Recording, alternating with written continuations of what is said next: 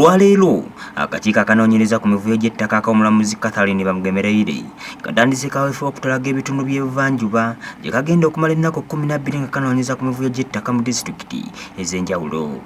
Akakiiko kano katandikidde mu disitulikiti y'e Bulambuli nga wano abatuuze balumiriza Munnaddiini Reverend Father Andrew Mutubusi ne Nnaggagga Rose Wekomba okwekobana n'ebitongole by'okwerinda ssaako n'akakiiko akatwala eby'ettaka ku disitulikiti y'e Bulambuli okubba ettaka lyabwe eriwerako yiika 1500 n'omusobyo ng'ekigendererwa kyakuliguza gavumenti. Giso nafanya kazi ya shamba.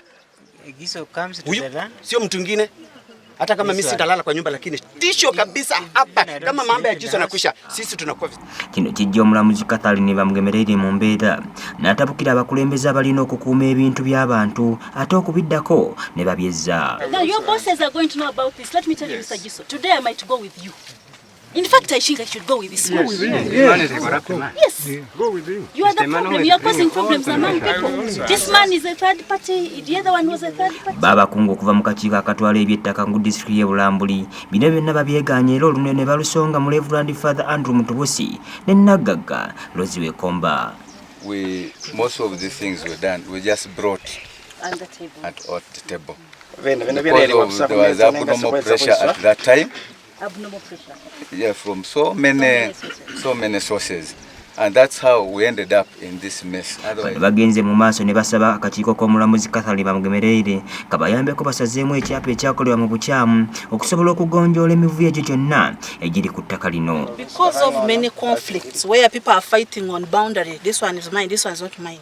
According to me, as Mary, I would prefer that title to be cancelled. Ne byonna nga bigenda mu maaso, Nnaggagga Rose Wekomba aweereddwa omukisa okwogerako n'akakiiko era n'akyasanguza nga bw'atali mwetegefu kulekulira kuva ku ttaka lino olw'ensimbi ennyingi zaalyononeddeko wadde nga likaayanirwa. I don't know how much money do you, for instance, give those people who are claiming interest on the 300 and something acres? How much money?